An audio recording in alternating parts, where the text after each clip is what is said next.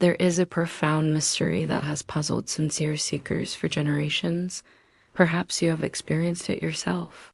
You set your heart upon something with great earnestness. You visualize it daily. You affirm it with conviction. You hold the mental picture with unwavering faith. Yet weeks pass, months pass, and still your desire remains unfulfilled. What is happening here? Are the laws of mind unreliable? Is visualization merely wishful thinking? I can tell you with certainty that neither is true. The creative power of the universe is absolutely dependable. But there is a deeper principle at work, one that Thomas Troward called the mental equivalent.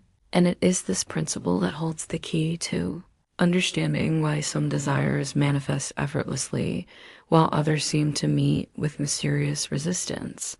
You see, the universe does not respond to your wanting. The universe responds to your being. It does not give you what you desire. It gives you what you are.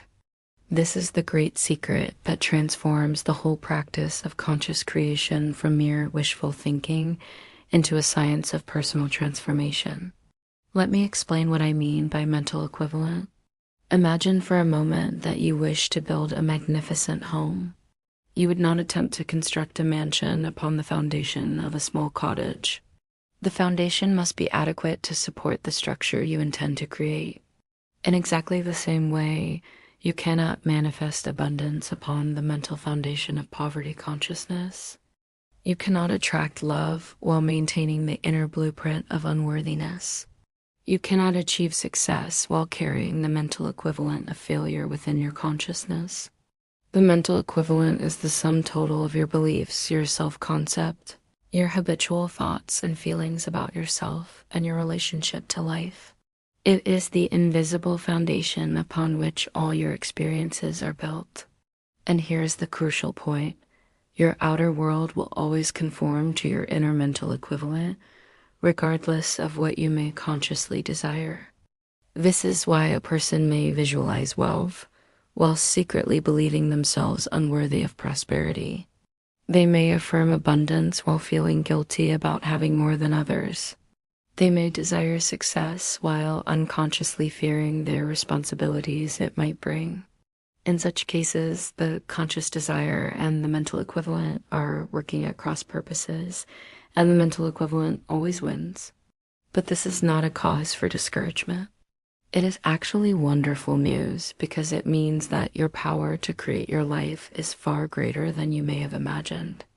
You are not at the mercy of external circumstances. You are not dependent upon luck or favor or the whims of others. You have within you the ability to build any mental equivalent you choose. And when you do, the corresponding outer conditions must follow as naturally as the fruit follows the flower. How then do we go about building a new mental equivalent? The process is both simple and profound, and it begins with a shift in how we approach our desires. Instead of focusing on what you want to have, begin focusing on who you need to become. Instead of affirming, "I want more money," declare, "I am a person of prosperity and abundance." Can you feel the difference? The first statement comes from a consciousness of lack. The second statement begins to build the consciousness of plenty. This is not mere wordplay. This is the difference between trying to force something from the outside and allowing it to flow naturally from within. When you truly become a prosperous person in consciousness, prosperous conditions will manifest in your life as surely as apples grow on an apple tree. Let me share with you how this worked in my own experience. When I desired the $20,000 to study with Troward, I did not merely visualize the money.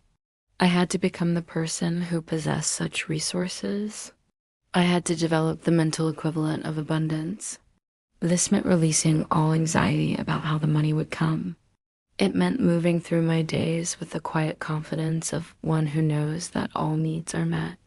It meant generous thinking, grateful feeling, and the serene expectation that comes from understanding our true relationship to the creative power of life. The transformation was not merely in my bank account, though that followed naturally. The transformation was in my entire being. I became a different person, one who lived from abundance rather than from want. And the universe, responding to this new mental equivalent, provided the external means to match my internal reality.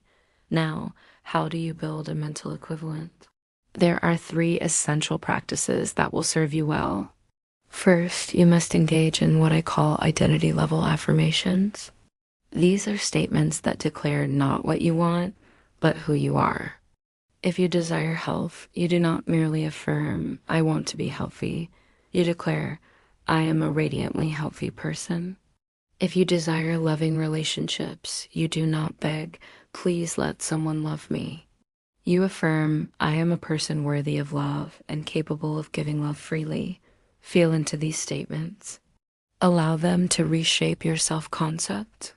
With each repetition, you are building new neural pathways, new habits of thought, a new mental equivalent that aligns with your highest vision of yourself. Second, practice mental rehearsal as the person you are becoming. Throughout your day, catch yourself in moments when you might react from your old mental equivalent. Instead, pause and ask yourself, how would the person I am becoming handle this situation?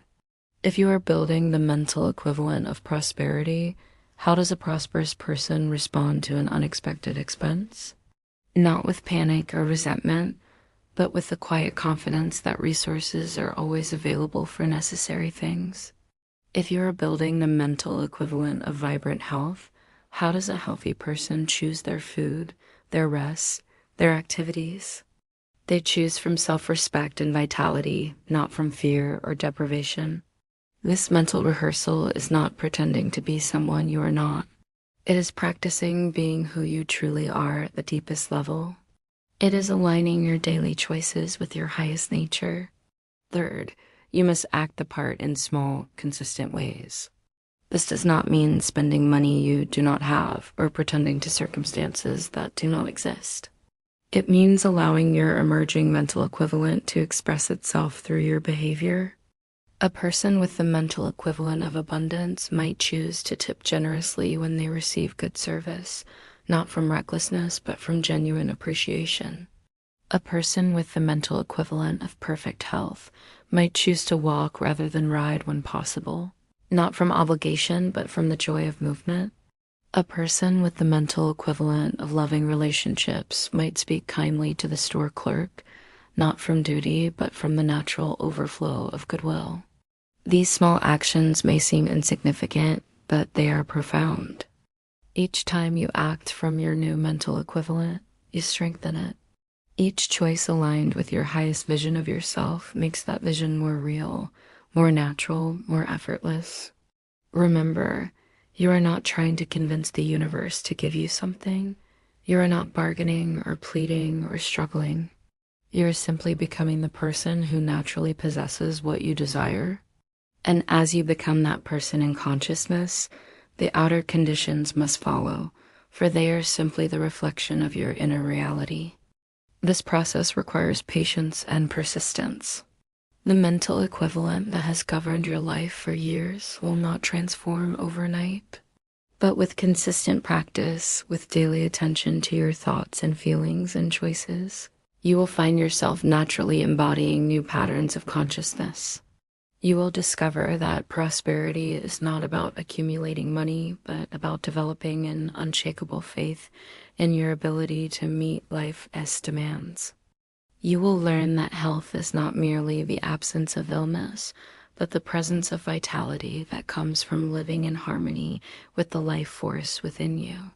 You will understand that love is not something you must earn or capture, but something you naturally radiate when you recognize your own inherent worth.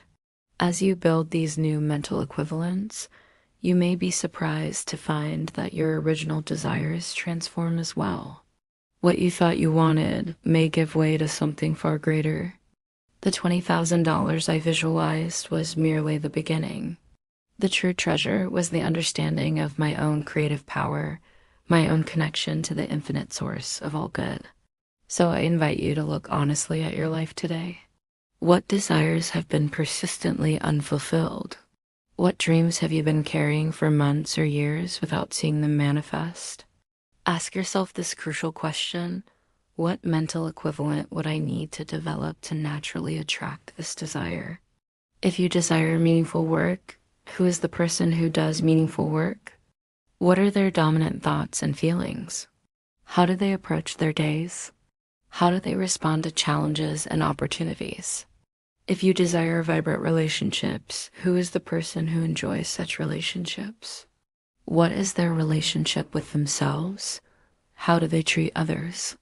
What energy do they bring into every interaction? Choose one desire that has been important to you. Spend time today journaling about the mental equivalent that would naturally attract this desire. Then, for just one day, practice being that person. Notice how it feels to move through your day from this new consciousness. You may be amazed at what begins to shift, not just in your external circumstances, but in your entire experience of being alive. This is your invitation to step into your true creative power. Not the power to force outcomes, but the power to become the person you were always meant to be. The universe is waiting to respond to the truth of who you are becoming. And that truth is more magnificent than any single desire you could ever imagine. The creative power that brought worlds into existence is working through you right now, waiting for you to provide it with a mental equivalent worthy of your highest possibilities. What will you choose to become?